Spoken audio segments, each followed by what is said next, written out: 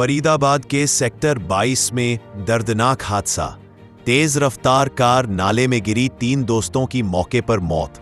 फरीदाबाद से इस वक्त की बड़ी खबर। देर रात सेक्टर 22 में एक दर्दनाक हादसा हो गया।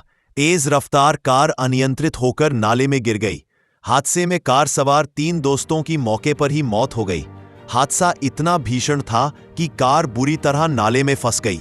सूचना मिलते ही पुलिस और राहत दल मौके पर पहुंचे और कार को क्रेन की मदद से बाहर निकाला गया, लेकिन तब तक कार में सवार तीनों दोस्तों की जान जा चुकी थी।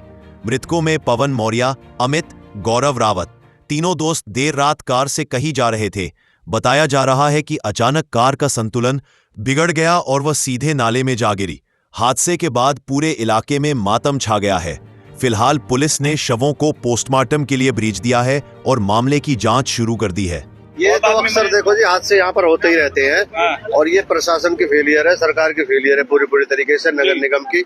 ये जो आप ये देख रहे हैं, जो ये जालियां लगी हुई हैं और नाला पक्का हुआ है, ये सन 2012 में तत्कालीन हमारे मिनिस्टर थे पंडित शिवचरण शर्मा जी, तो वो उस समय जो सीएम साहब थे भूपेंद्र सिंह हुड्डा जी, वो आए थे और यहाँ 52 सेक्टर में रैली की थी। तब उन्होंने ये 12 करोड़ रुपए दिए थे इसको नाले को पक्का कराने के और जाली लगाने के। हाँ, उसके बाद आज तक इन जालियों पे पेंट तक नहीं हुआ है और सफाई के नाम पे जो हर साल ये तोड़ी जाती हैं और दोबारा लगती नहीं है और प्रशासन को ये सुध नहीं है कि तुम्हारी जालियां कहाँ गई है। से लेकर मंत्री तक सारे बीजेपी के जब भी काम नहीं हो रहे हैं। अब तो ट्रिपल इंजन की सरकार है, अब तो सेंटर में भी, स्टेट में भी और नीचे नगर निगम में भी, तीनों में बीजेपी के पार्षद है, बीजेपी के एमएलए हैं, बीजेपी की सेंटर में सरकार है। अब किसको बहाना बनाएंगे ये?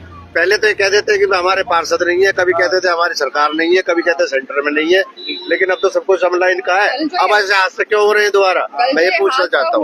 कब हुआ, कैसे हुआ, कौन देखिए, रात को 11 बजे करीब की बात है।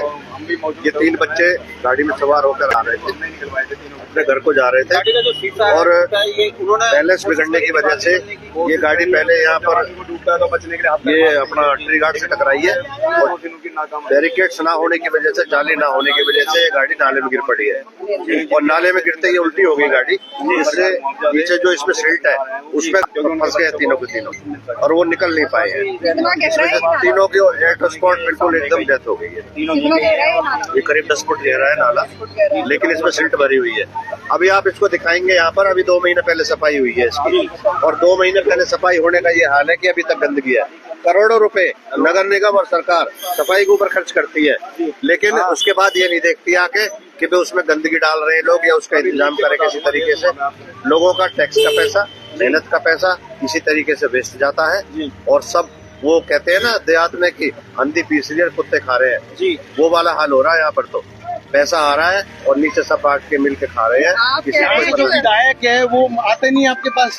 ना तो विधायक आता जी यहाँ, ना पार्षद आता, दोनों बीजेपी के हैं। किसी ने आज तक आकर हाल नहीं देखा यहाँ। 11 साल तो विधायक को हो गए बने हुए। अगर वो आके देखते तो ये नाले की दुर्गति उन्हें नहीं दिखाई देती। अगर यहाँ बैरिकेडिंग होती तो उन बच्चों की जान बचती। या 6 महीने इस पार्षद को हो गए, पिछला पार्षद भी इनका समर्थित था जी। अगर वो देखते थे इन जालियों को ठीक करवाते जी। अगर ये जालियां सही लगी होती, कोई रोक होती इसमें जाने के लिए, तो आज ये दर्दनाक हादसा ना होता। ये हमारे जो 3 बच्चे गए हैं, इस तरह से ये पहले भी कितने हादसे हुए।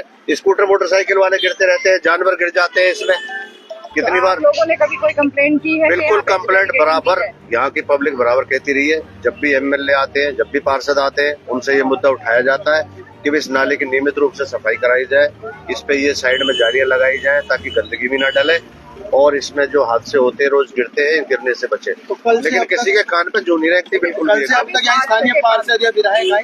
कोई नहीं आया जी यहाँ पर अभी तक। हादसे के बाद कोई नहीं आया, ना कोई संवेदना व्यक्त करने आया और ना ये देखने आया कि यहाँ पर क्या हाल है। नहीं, वहाँ तो बच्चों की मौके पर ही मौत हो गई थी जी। जो बच्चे थे इसमें मौके पर ही मौत हो गई। हाँ, मौके पर ही मौत हो गई थी और पोस्टमार्टम के लिए उनको बॉडी ले जाए जा रहे हैं। उनकी पहचान हो चुकी है? हाँ, पहचान हो चुकी है। 61 नंबर गली का एक लड़का, जवाहर कॉलोनी, प्रगति कॉलोनी के 2 नाम क्या है उन लोगों? नाम एक मौर्य है, एक रावत का बेटा है।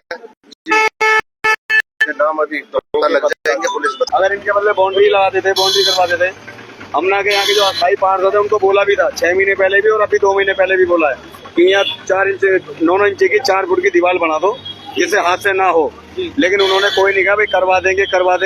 यही कहते कहते आज ये 3 बंदे बेचारे जिंदगी से चले गए। रोहतास जी कहाँ के रहने वाले हैं? एक तो हमारी गली का ये आगे गई गली नंबर 61 का, क्या उम्र और होगी?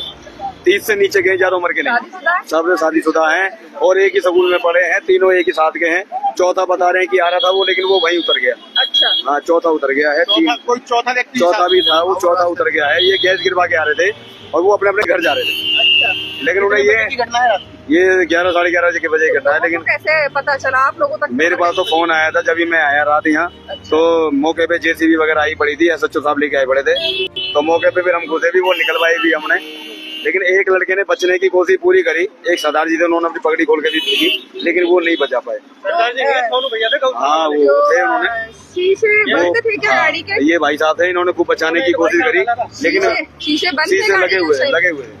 इसी वजह से फंसे वो लोग। आपके सामने एक घटना हुई थी? सामने नहीं भैया, आवाज सुन के मैं परली तरफ था, आवाज सुन के इस तरफ आया जी, तो कोई नहीं, तो गाड़ी का एक टायर दिख रहा था खाली जी, और एक बंदे के थोड़े हाथ दिख रहे थे जी, एक बाहर था जी। तो वो मौके पे ही डेथ हो गई थी जब आपने देखा उन्हें? गाड़ी उल्टी थी जी, तो वो भैया इतना टाइम लगा निकालने में, तो गाड़ी निकली। कितने टाइम लग गया था उनको बाहर निकालने में? 10-15-20 मिनट। तो क्या दम की वजह से उनकी मौत? हाँ जी, कीचड़ इसमें दलदल है पूरा, उल्टी गाड़ी गिरी थी, उल्टी। अगर सीधी होती है तो बच जाते। उन लोगों की किसी के पास फोटो है? कौन कौन वो लोग? तो है शायद, वीडियो बनाने वाले बहुत सारे लोग थे ना। क्या कहना चाहते हैं प्रशासन से? इतनी बड़ी घटना हुई है, पहले भी होती रही है। प्रशासन की कमी है सबसे बड़ी, हम कह रहे हैं प्रशासन को ही दोष नहीं देना चाहिए, लोगों की बहुत बड़ी कमी है। जब ये ग्रिल सफाई होती है, ग्रिल हटाते हैं, तो बोल सकते हैं ना भाई, हमारा हक है बोलने का, यहाँ भैया ग्रिल तरीके से रखो, उतार के फिर दोबारा लगाओ, या आगे बोलेंगे नहीं लगवाओ। जिनके घर है लोगों के यहाँ पे, या और चलते फिरते लोग हैं, वो बोल सकते हैं ना। सारा दोष दे दो जी कि यहाँ वो सरकार कुछ नहीं कर रही। अरे कर तो रही है, और बोलो, करवाओ बोल के, बाद में रोते हैं, अब रोते रहो। तो अब जो कल घटना हुई है उसमें क्या वो हुआ है जिस वजह से ये वजह समझ नहीं आ रही। अभी CCTV कैमरे अभी देखते हैं क्या हुआ है, कि कुछ आता उसमें नहीं आता, कि गाड़ी सामने आई है, कैसे काटी है, कुछ पता नहीं है किसी को। जानवर की वजह से? कोई भी नहीं था यहाँ पे, हाँ, जानवर नहीं था यहाँ कोई। अच्छा, जानवर कोई नहीं था, बाकी यहाँ खाली था रोड बिल्कुल।